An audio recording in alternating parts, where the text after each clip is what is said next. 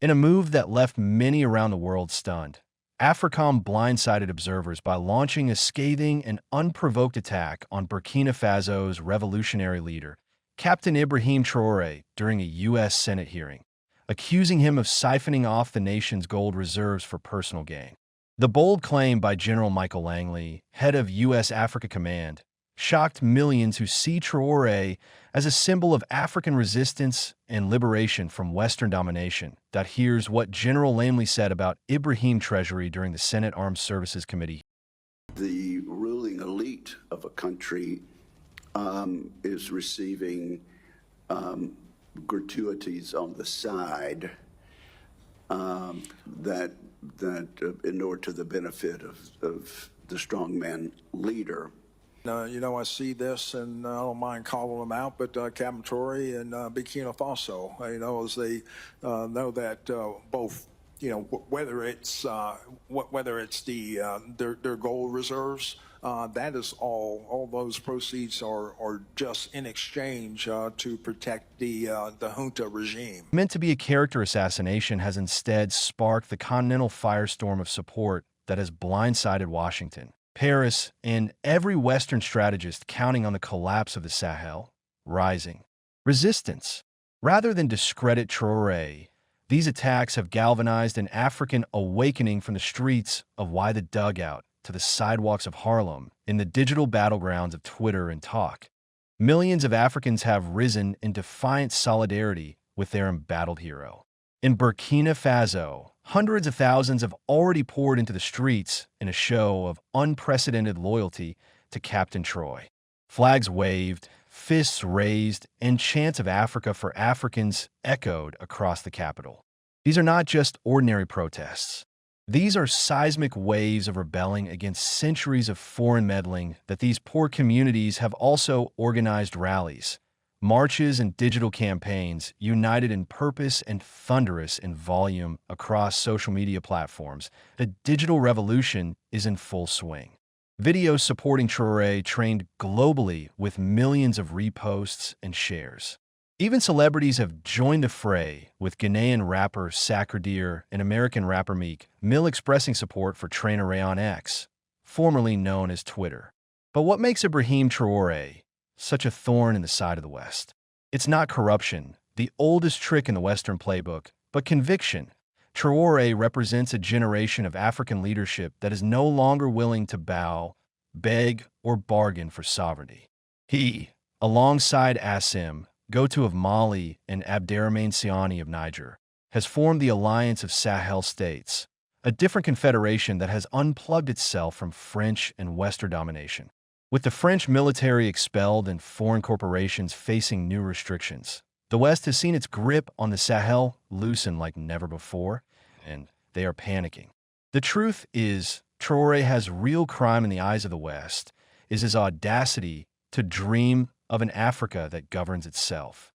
His decision to national wise key gold mines, such as Bound to Him Warmly, had sent shockwaves through Western boardrooms.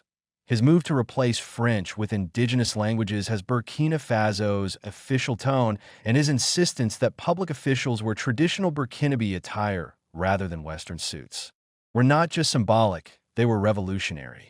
These were acts of cultural reclamation and political independence that declared Africa will no longer be anyone's colony.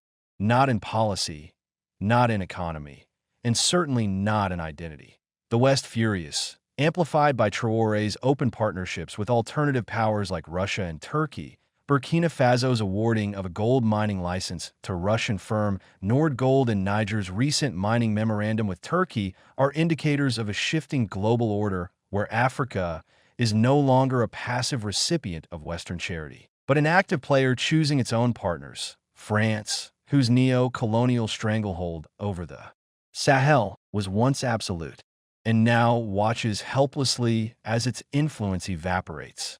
And as France flounders, Washington follows suit, grasping desperately for relevance through empty accusations and Cold War rhetoric. But this is not 1960. The African youth of today are not their colonized ancestors. They are educated, connected, and fiercely aware of global hypocrisy. They see through the double standards. How the same West that props up dictators in oil-rich Arab states now dares to preach democracy in Burkina Faso.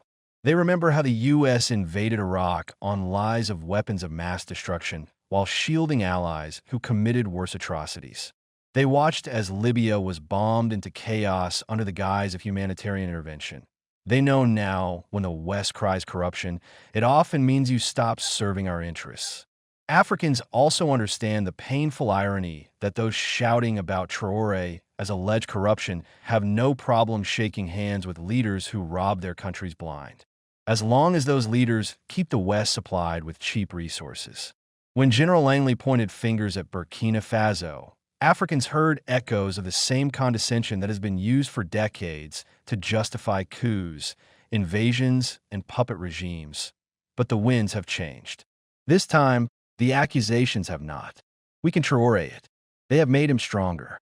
They have turned him into a symbol, a martyr, a movement. And now the question must be asked. What does this moment mean for America and the West? It means their playbook is no longer working.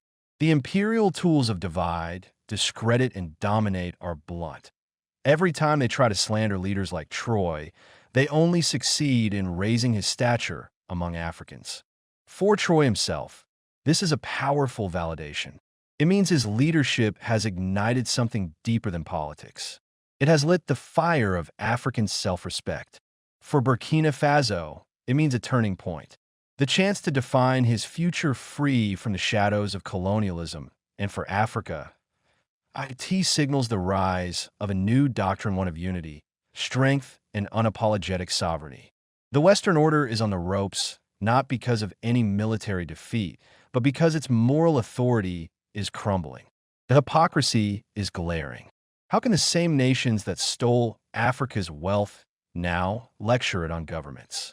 How can they accuse Traore of mismanaging gold while remaining silent about the truly drained from the continent through exploitative trade deals, tax havens, and corporate looting? It's too late for damage control. The revolution has begun not with guns, but with awareness, not with violence, but with vision. Ibrahim Traore has become more than just a man. He is now the embodiment of a dream many Africans hold dear. The continent free from the chains of neocolonialism, proud of its heritage and ready to chart its own course. The West may try to demonize him, but Africans have already decided they've seen the mask slip too many times. They've learned the language of propaganda, and they're no longer afraid. In the West, desperate attempt to vilify Traore has had the opposite effect. It has united a fractured continent.